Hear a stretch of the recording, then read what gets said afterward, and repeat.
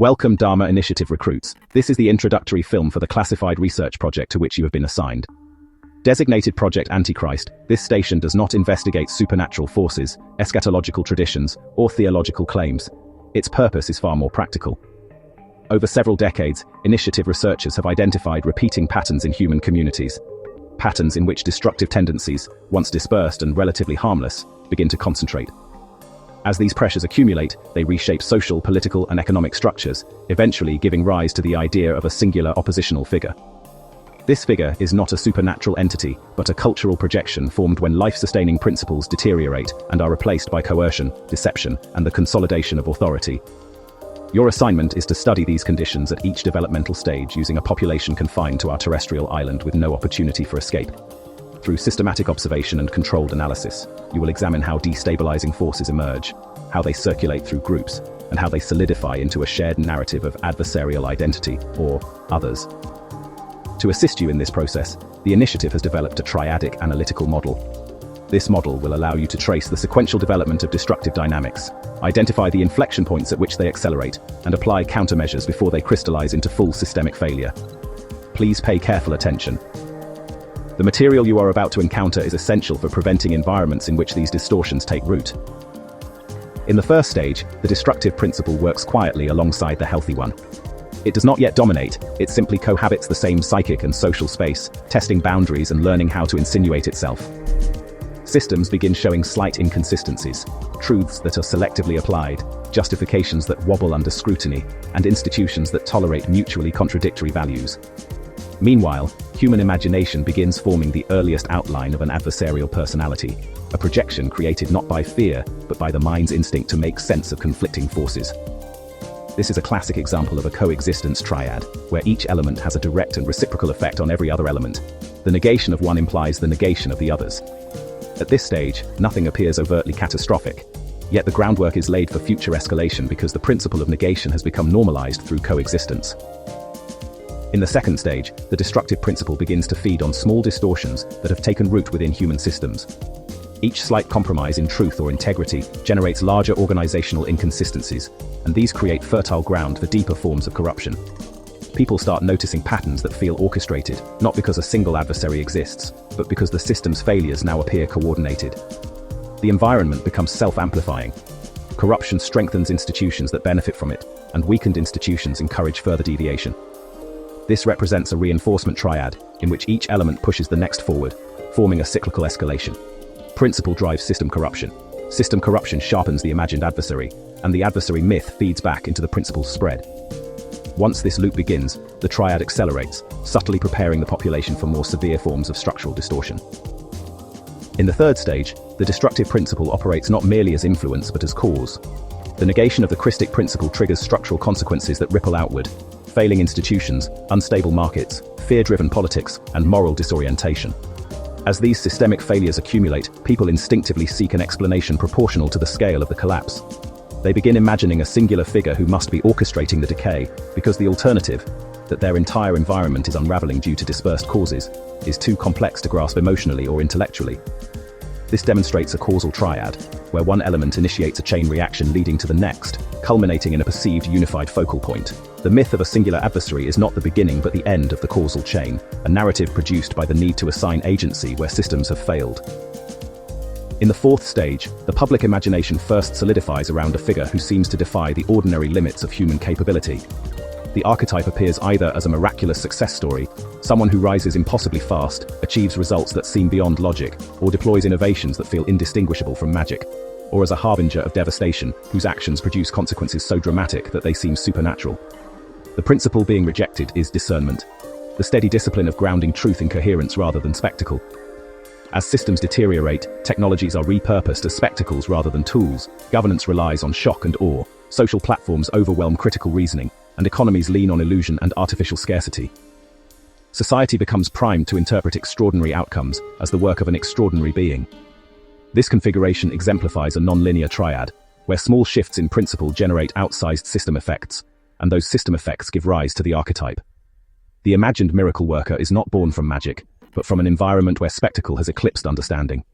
Populations become increasingly convinced that their circumstances are driven by an intelligent, centralized force, when in reality they are witnessing runaway feedback loops within destabilized systems. In the fifth stage, the destructive principle begins consuming fragments of the very structures and values that once opposed it. Systems start to reward behaviors that resemble integrity, while quietly reinterpreting them. Virtues are co-opted as instruments of control, and moral language becomes detached from moral substance. With spectacle now normalized, the emergent archetype evolves into the figure of the consummate deceiver, the one who charms, persuades, seduces, and manipulates with effortless authority. The negated principle here is integrity, grounded in truthfulness and transparency. In its absence, systems grow accustomed to narrative control as a primary instrument of governance. Information ecosystems become fields of manipulation. Political and corporate institutions treat truth as expendable. Incentives reward whoever can tell the most compelling or convenient story. And entire economic sectors develop strategies where fraud is indistinguishable from innovation. In this context, the deceiver archetype forms naturally, absorbing traits from both the corrupted principle and the distorted system. This is the signature of an inclusive triad, where the adversarial image incorporates and reorganizes fragments of the very norms and institutions it corrupts. Populations expect a master liar because their environment behaves as though deception were its animating logic. The system has begun to use its own moral vocabulary as camouflage for negation. In the sixth stage, the adversarial image crystallizes as the figure who promises unity, stability, or harmony, while quietly concealing mechanisms of coercion. The public begins to imagine a leader, or an enemy, whose defining trait is the delivery of peace, purchased at the expense of justice. Here, the negation at work is the replacement of authentic reconciliation with superficial harmony, the kind achieved by silencing dissent rather than resolving conflict.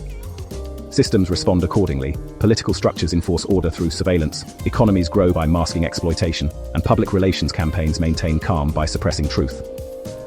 This is the hallmark of a conjoined triad, in which the emergent fear image and the compromised system feed one another, and both are animated by a corrupted principle. The false peace archetype gives the entire constellation its shape, persuading populations that calm without conscience is desirable, and creating the illusion that stability, no matter how brittle, is evidence of benevolent leadership rather than a precursor to collapse. The seventh stage ushers in the archetype of the all-encompassing ruler, the imagined architect of a world unified not by cooperation, but by the erasure of difference. The principle being overturned here is pluralism itself, the richness of local autonomy, cultural diversity, and distributed power. In its place arises the temptation of global uniformity, expressed through economic harmonization, corporate empires that float above national law, and transnational institutions that dilute democratic consent. As these forces expand, the fear image of the world sovereign becomes increasingly coherent, because the system's scale and ambitions appear to mirror the imagination's tyrant. This constellation is a harmonic triad, a synchronized resonance in which the principle of homogenization, the overscaled institutions, and the archetype of global dominion all reinforce one another. Each makes the others seem inevitable, and the world finds itself seduced by the promise of a unified order even as it senses the cost. The disappearance of the local, the small, the human. The triad's components do not merely coexist or reinforce one another, they vibrate in alignment, making the destructive influence feel comprehensive and unified. This perceived harmony makes the triad exceptionally resilient, because even attempts to counter one element are absorbed and reinterpreted by the others. In the eighth stage, the adversary is envisioned as the enforcer of economic submission, one whose power hinges on the ability to determine who may participate in society's material life. The negation at stake is the corruption of freedom of conscience, replaced by financial systems that punish moral integrity and reward ideological conformity. When markets become tools of social scoring, debanking, or digital restriction, people naturally imagine a single figure orchestrating it all. The system's drift toward coercive economics converges perfectly with the archetype of the one who controls buying and selling, because the system behaves as if it had been designed by one for his own interest. This is a convergent triad, in which principle, structure, and fear image narrow toward a single point of meaning. The more coercive the economy becomes, the more people believe in the adversary who wields that coercion. The myth emerges not from fantasy, but from the tightening vice of systems that confuse survival with obedience. Convergence compresses meaning and possibility, giving the destructive principle the appearance of inevitability and the illusion of unity. In the ninth stage, the fear image becomes the idolater of himself, the one who proclaims divinity, who elevates his own authority above all limits. The principle being negated is humility, the acknowledgement that human authority must remain bounded, accountable, and subordinate to transcendent truth. In its place arise cults of personality, ideological systems that demand reverence, and corporate or political brands treated as sacred objects. Institutions begin rewarding self-mythologizing figures who embody the system's inflated sense of itself, and the imagined adversary becomes the exaggerated personification of this trend. This dynamic forms a combination triad, where different pairs, hubris and system, system and image, image and hubris, continually feed or contradict each other, producing oscillations in public perception. The adversary seems both omnipresent and absurd, both powerful and hollow, because the forces that create him are themselves unstable. Yet the archetype persists because societies wrestling with institutional narcissism naturally imagine a figure who demands the worship the system already craves. These unstable combinations heighten the sense of crisis, because they prevent the population from forming a consistent understanding of what is happening, making the myth of an intelligent adversary feel more plausible as events become harder to interpret. In the 10th stage, the adversarial image is that of the persecutor, the one who hunts, suppresses, or marginalizes those who hold to conscience. The negated principle here is the freedom to dissent, the right to moral resistance, and the protection of minority truths. Systems at this stage begin penalizing ethical non-compliance, framing principled objection as pathology, and constructing public-private mechanisms that punish refusal to conform. As this dynamic intensifies, society instinctively imagines a tyrant directing the campaign, even when the persecution arises diffusely across institutional layers. This formation exemplifies an association triad, wherein the corrupted principle and the system's coercive behavior become tightly entwined, and the imagined adversary becomes the narrative face of that entanglement. Every policy that marginalizes conscience feels like the signature of this figure, and every invocation of him reinforces compliance by making resistance seem dangerous. The triad solidifies through association, not through proof. This interplay creates a cultural environment where negation becomes the dominant interpretive framework. In the 11th and final stage, the archetype of the lawless one reaches its mature and catastrophic form. By this point, the imagined figure is no longer simply a symbol of disorder or a projection of cultural fear. Instead, the archetype fuses with the governing order itself. Whether embodied in a leader exalted beyond accountability, or invoked as an existential enemy whose threat justifies limitless control, the result is the same. The figure and the state become indistinguishable. The principle being negated is right order, moral coherence, restraint, the alignment of freedom with the good.